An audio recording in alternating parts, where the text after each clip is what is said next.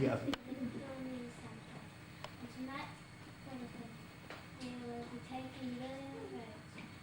Higgins can father on his many pictures, and finally we will be asking the do members of the general public make the news. Or as it's more commonly referred to in the industry as the box. In fact, our newsreader Leanne next door, if that had been for real, she would have been actually listening to the voices of the control room crew in here through a little earpiece while she would have been on air. Now the crew in here will consist of a director. If you look at the screens down either side, he's responsible for translating a script into a television programme. And he can choose a range of pictures there, studio feeds, commercials, etc. And the one the director selects goes up there to the TX monitor. And that's what's broadcast there to the television screens at home. Also, we've got the lighting designer at the end, the sound engineer in charge of the studio lights and sound, and the person responsible for switching from camera to camera on the director's cue, that's the vision mix, and that's what I'm doing here. If you look up there at your TX monitor, then we've got the Granada setting standard time. We can either transmit that to the screens at home, or we can transmit our newsreader there. You can see the 3, 2, 1 counting down, that's what the vision mixer would see. And then you flick it over like that to Coronation Street. We've got a little preview here, tonight's Corrie. There's the newsreader, there's Coronation Street. There you can see the different screens that we can have. Oh! I was just thinking that. Yeah, so I see. Is it sound and vision? No, that's... Okay. I'll do an follow and see what we... Sorry, I've broken it. Sorry about that. I'll tell you what we're going to do. We're going to leave it quickly before anybody finds out I've broken that. We've got a little treat for the Coronation Street fans next. Right, feel free to take photographs while I'm talking. Ooh, got me walking across then, didn't you? Now, I mentioned in the news-based area how important backup studios actually are. Well, for the news, it's vital if we have a technical problem. For programmes such as Coronation Street, it does allow us an amount of flexibility in rehearsal and production of the programme. Oh, I'm just going to take you through a typical week in the production of Coronation Street. Now, Sunday, they consider that the first day of the week, so we wouldn't like that, would we? Starting work on a Sunday, and that's when they do all location filming. And a location, that can be anything from a school, a hospital, a shop, anything like that they consider as a location. And then on Monday, that's when we film on the exterior street set. Don't suppose nobody's been down that yet, have they? No, you can have a little wander down Coronation Street itself later on today. Now, we do all the bulk of the outdoor filming at the start of the week, because the weather on these days dictates the type of clothes worn by the cast. When we do the studio scenes later on in the week. Tuesday, that's a rehearsal day, as is Wednesday morning, and then on Wednesday afternoon, we set that aside for a technical run-through in front of the executive producer. That's where we make sure all the... It's all right in the outside. You're taking your calls, so feel free to give us a ring. Fred will be out there on this weather map. And of course, we'll have all the usual features, so join us this morning. Great! Give him a clap! That are starring in a big production. And even when we film on location, the makeup team pack up all their equipment in a big box like this. They take it with them to make sure that the cast look the best at all times. Now, for the 7 different types of blood, I've got 3 days to give you a little example. There's this stuff, this is blood for your eyes, and what you do, you put that in your... oh, that's the wrong one. that one goes in your eyes.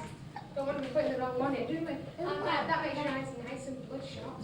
And then there's this is like a powder. What you do with that, you put that in your mouth, mixes with your saliva, your faces, gives you a horrible red bloody mouth, little drops of blood, horrible things like that. And then there's this famous type of blood we use here at Granada. This is called Kensington Gold.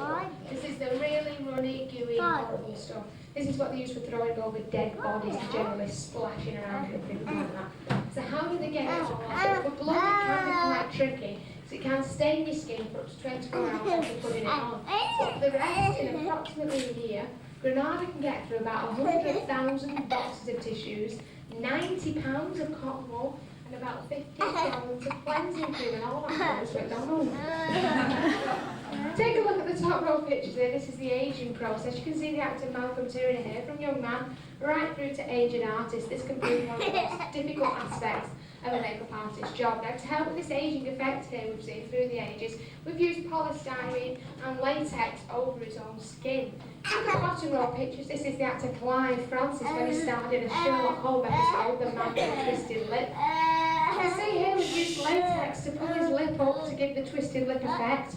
We've got nylon fishing line there across his face to give the scar effect. And then we've got skin over his eye, that's fish skin. He's got an eye.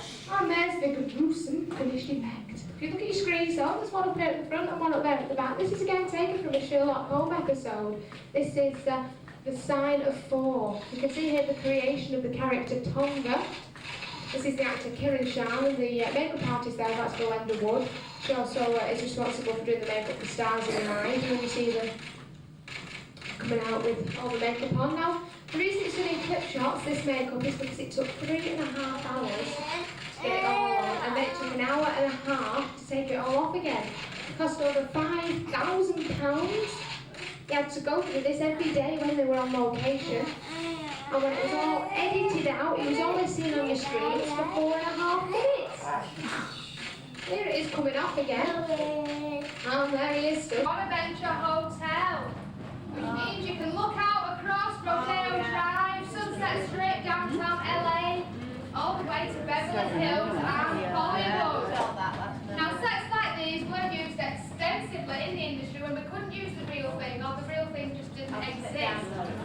So that films such as E.T., Skies, though, because you were all about to have a close-up character.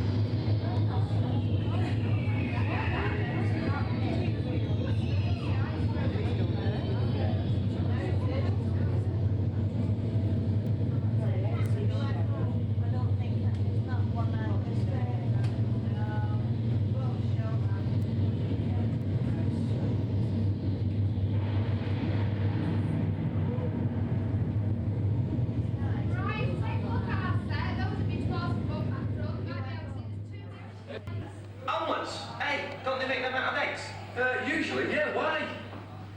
Do you want toast? Well done or half done? Well done but not very. What does an egg remind you of? Oh, let's think about it now, Curly. An egg reminds me of Percy Sugden's head. Would you like tea or coffee? Now, an egg reminds you of a ball, albeit a rugby ball, but if you flatten it and put it that way and pump it up, what does it remind you of? Another type of ball. Oh, yeah, you don't mean You it. want me to mention that word, Martin, and I'll never speak to you again. Yeah, and the little Joe next to Mrs. Frank Curly. Oh, thanks very much, Janet. Big round of applause for Janet, everybody. That was fantastic. We're actually going to shrink Kimberly so that she's small enough to fit inside that doll's house there and have a look round.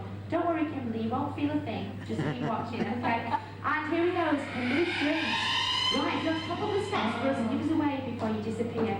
Ta-da! Right round the back for us. Absolutely fantastic. Big round of applause for Kimberly. Well,